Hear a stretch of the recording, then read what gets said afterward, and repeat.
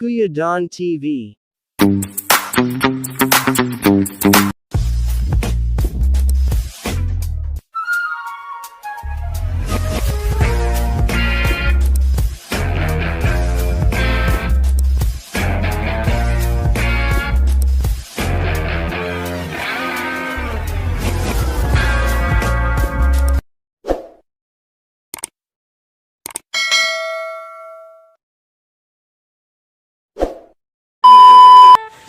So yun mga ka-farming, nagpakain na po tayo. Karugtong lamang ito ng ating video kanina. At yun mga ka-farming, mapapansin nyo mga ka-farming, busog na kagad sila. At yun mga ka-farming, ito yung sinakati ko kaninang umaga na kung saan ay nagtae nga itong kambing natin. At dahil ito ay nagtataing kambing natin na to, ngayon gagamutin natin sila mga ka-farming. Isasali na rin natin ito. Itong mga inahin natin na buntis, bibigyan na rin natin. So, meron kasing organic naman na pamurga talaga para sa mga kambing natin mga ka-farming. Kaya, yun ang ibibigay natin, yung organic na pamurga para sa ating mga alagang kambing. Yan, ito yung mga sinakati ko kahapon, ay kanina. Yan o. Tignan mo, kung gaano katakaw tong babaitan na to. Diba? Kumusta ka naman? Galingan mong kumain. Galingan mong kumain. Nakatayo siya dito. At ito yung kambing. So ito yung mga gagamutin natin. Sali na rin natin sila. Wala naman silang tae. Walang tae. Walang kumbaga hindi basa ang tae nila. Walang problema. Yun lang isa na yun. Ayun, yun lang may problema. So pagkatapos nila dyan mga ka-farming, pagkatapos nilang kain itong mga damo na to, ay magbibigay tayo ng saging. Although may sinakati na ako dito,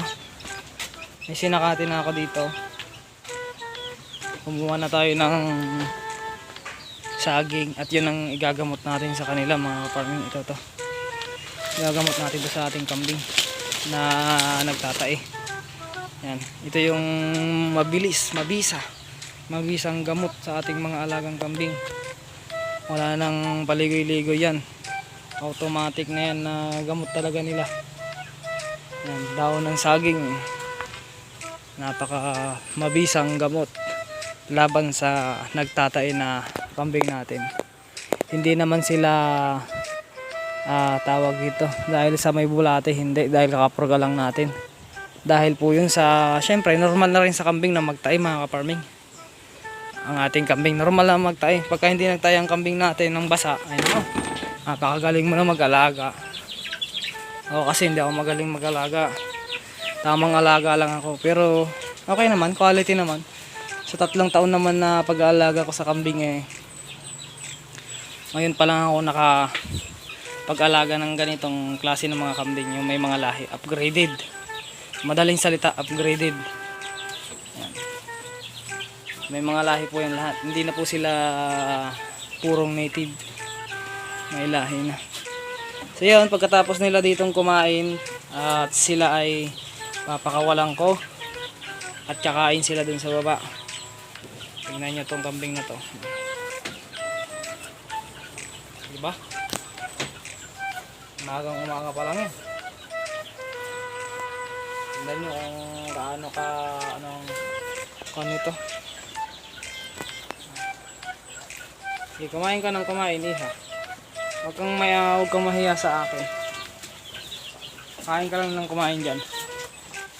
Kumain lang kayo dahil mamaya ay nakain kayo ng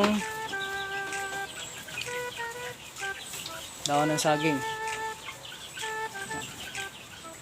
Lalagay rin tayo ng asin mamaya. Sana maalala ko na dahil hindi ko pa pala ito nalalagyan. Biruin mo ba yan?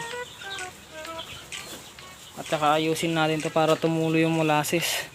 Tumutulo naman konti lang. Ayun, may basa-basa siya. Molasses na may asin yan sa loob. Ito nga konti lang, wala nang molasses. Yan. Maglagay din kayo sa kulungan ng kambing nyo ng ganyan, diba? Para may dinidilaan sila. Ito, maganda na katawan nitong isa na to. Ito talaga, makapal talaga balat nito, balahibo. Kahit na anong purga mo rito. Pero madadala din sa kanya. Tamang alaga. Madadala din niya. Tignan mo, layo ng agwat ng kapatid niya. Halo na ere. The best talaga pagka ang kambing nagkakalat. Yan ang the best. Hindi, the best ang kambing pagka talagang matakaw kumain. Nabalik ko lang yan. Pusin mo na yan. Ito naman. Akit lang natin to para makain niya rin. May mga po ano pa oh. Ito lang ang aking ginagawa araw-araw. Sa araw-araw na binigyan tayo ng buhay ng ating mahal na Panginoon ganito lang umiikot ang umaga ko. Maghapon matatapos ang umaga ko. Ang isang araw ko ganito lang. At mamayang hapon tayo ay magsasakate. Sakate na naman tayo. Sa umaga magsasakate tayo pagka maganda panahon. Pero sa hapon magsasakate pa rin tayo. Yan mga ka-farming. So ito lang ang gagawin ko dito sa aking alagang kambing. Bibigyan natin sila ng dahon ng saging. Huwag nyo nahusa ng kumbaga kung ano yung nakikita nyo sa video ko mga ka-farming na sa tingin nyo ay tama, yun yung gawin nyo mga ka-farming. Pero yung iiwan nyo na bukas yung ganito rin, huwag nyo gagayahin yung mga mali kong ginagawa. Dahil na kawawang kambing nyo. Lahat naman tayo hindi perfecto Nakalimutan ko talaga kasi ito kagabi. Sakto pa kung kailan ko nakalimutan, doon pa naman umulan ng malakas. As in talagang sobrang lakas ng ulan kagabi. O nakakalimutan ko talaga. At yun naman ay aking pinagsisisihan. Ayun mga ka-farming, ang lakas ng ulan kagabi. Hindi ko sukat akalain na ganun ang ulan kagabi. Lumakas ang ulan, nakalimutan kong isara. Di wow. At ito naman ay gagamutin natin. Basic lang naman ito gamutin mga ka-farming. Basic lang yung gamutin. Maganda na yung nila katawan nila. At maggagamot na lang tayo ng yun. Tsaka binigyan ko na rin pala siya ng 1 ml na pamurga. Yung nasa gitna lang, yung nasa gitna. Kasi kakapurga lang natin, di ba? Kakapurga lang natin. So, kakatapos lang natin purgahin. Wala pa nga yatang 2 linggo o 1 linggo.